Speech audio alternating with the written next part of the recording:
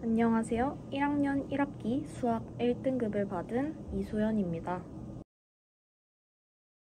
미적분까지 했습니다.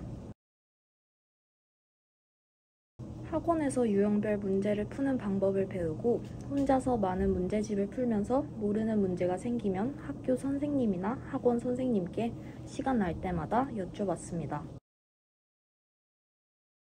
수학이라는 과목 특성상 대부분의 개념이 교과서에 나와 있기도 하고 심지어는 증명하는 방법까지 상세히 나와 있는 경우가 많아서 개념은 따로 필기한 적은 없는 것 같고 문제를 푸는 새로운 방법들을 해당 문제 옆에 다른 색깔 볼펜으로 포스트잇 등에 붙여서 필기하는 편입니다.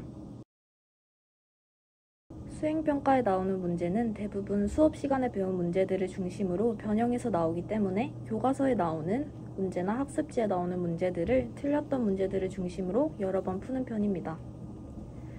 또한 한 문제를 푸는 방법은 사람마다 다르기 때문에 흥미로운 문제가 생겼다 하면 주변에 있는 친구들에게 풀이 방법을 알려달라고 해서 그 중에서 가장 나에게 알맞은 방법을 찾아 가장 간단하고 효율적으로 문제를 풀려고 노력합니다.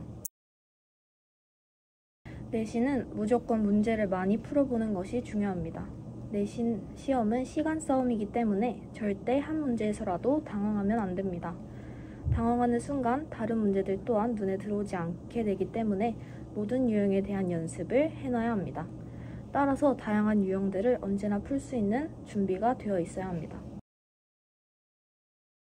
수학뿐만 아니라 모든 과목에 해당하는 방법인데 아무도 없는 교실이나 또는 듣고자 하는 친구를 앉혀놓고 마치 내가 선생님이 된 것처럼 칠판에서 문제 하나를 차근차근 풀어봅니다. 가장 이해하기 쉽게 설명할 수 있을 때까지 고민해보기도 합니다. 또한 아까 말했지만 한 문제를 푸는 방법은 무궁무진합니다. 사람마다 자신의 방법을 가지고 있고 유형 또한 다양하기에 나보다 문제를 빠르고 쉽게 푸는 사람이 많습니다.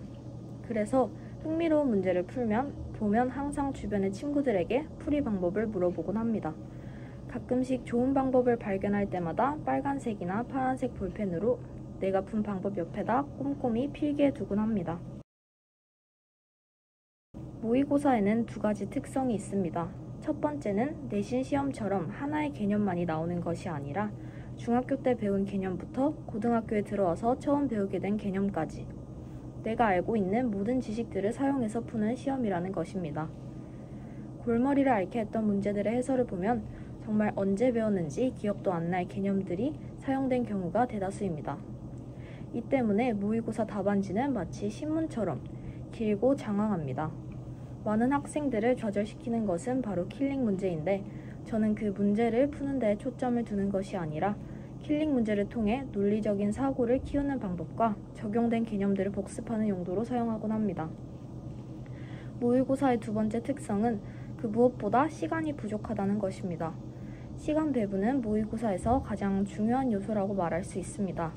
19번에서 21번까지, 28번에서 30번까지 제외한 문제들은 한 문제당 1분이라고 생각하고 6문제만을 남기고 모든 걸 끝내놓습니다. 상황에 따라 애를 먹는 문제가 1개 정도 더 있기도 하지만 거의 이러한 양상이고 남은 1시간가량 마지막 문제들을 푸는데 모든 시간을 쏟습니다. 이러한 습관은 하루 만에 완성되지 않습니다. 시간 날 때마다 기출 모의고사들로 시간 배분을 연습합니다. 이 두 가지를 통해 알 수 있는 점은 기출 모의고사를 푸는 것은 그 자체의 의미가 있는 것이 아니라 시간 배분과 논리적인 사고를 연습하기 위한 용도라는 것입니다. 저는 공부할 때마다 점수를 잘 받은 저의 모습을 상상하며 공부하기 때문에 가끔씩은 이것만 끝내면 점수를 더 잘 받을 수 있겠다라는 생각이 들어서 계획했던 것보다 오버해서 해서 밤을 새는 경우도 있습니다. 문제집은 다양한 유형을 접할 수 있는 종류면 좋을 것 같습니다. 저 같은 경우는 센, 블랙라벨, 수학의 정석, 마플 시너지, 자이스토리 등을 주로 풀어보는 편입니다.